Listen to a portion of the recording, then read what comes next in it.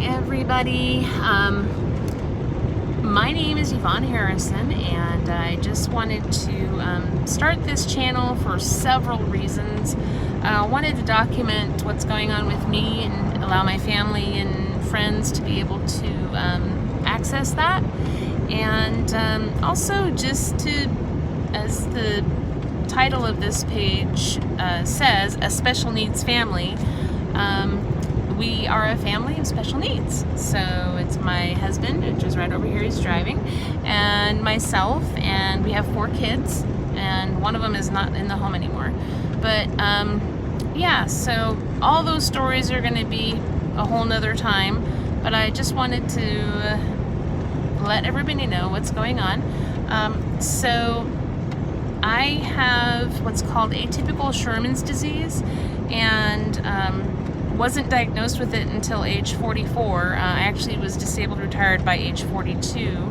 I had my first back surgery, emergency back surgery, at age 40, and I've always had back pain, but never really, just figured, oh, I'm 40 years old, it's going to be painful now. But I actually, in a coughing fit, blew my T12L1 disc, and that started off a whole process of discovering that problems with my back were worse than we thought. So, and the other thing is that most of my problems are on my thoracic spine, not my lumbar spine. So a lot of people have problems with their neck and their low back, or cervical and lumbar, but mine is mostly in my thoracic and some in my cervical as well. So, as you can tell, we're driving right now. I'm actually having surgery at UCSF, and we live in Redding, California, and we have to drive to San Francisco for this. But I have a really wonderful care team down there. Dr. Aaron Clark, he's awesome, and just trying to get everything done. So I'm just going to show you a picture real quick of the area that he's going to work on, which is this. This is my T4-5 area. And that black stuff that you see, those are actually disc herniations that are pushing into the spinal cord. And I've lived, like I said, I've lived with pain all my life. I just gotten used to it. The only way I really understand how bad it is when I have, when I am swimming or getting in a pool and coming out of a pool, then I can just really feel like gravity. So anyway, today we go down to UCSF. I have to have a marker placement put in where they're going to do screws on they're going to put screws into the vertebrae so they know which ones they're fusing, so they don't get confused when they get in there for surgery, which is tomorrow morning. But yeah, so that's what's going on. Our family is a Christian family. We love the Lord. We love our church family. We have a great support system, and it's like I'm not really worried about myself. I'm more worried about my kids and my husband while I'm gone. It's supposed to be, they said, 4 to 5 days in hospital, and depending upon how I'm doing after that, they'll either A, release me to home with home health care, or B, they will send me to rehab hospital for 1 to 2 weeks down in San Francisco. So this whole COVID-19 thing is just really weird, and my husband cannot go in with me at all. He can't even walk into the hospital, so it's just going to be like, drop me off and bye, honey, see you next time.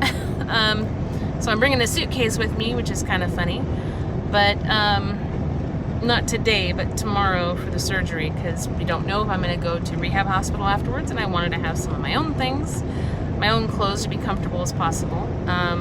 So yeah, that's about it right now. So thank you very much. Oh, the other thing was that one of the things that I noticed is that I was looking up a lot about people, how surgery they do surgery with the fusion and decompression in the thoracic area, and there really was only one person I found on there on YouTube, and it was kind of disheartening because it didn't really apply to me. And there was a lot of videos there about what they do for neck surgery, what they do for low back surgery, but nothing for thoracic.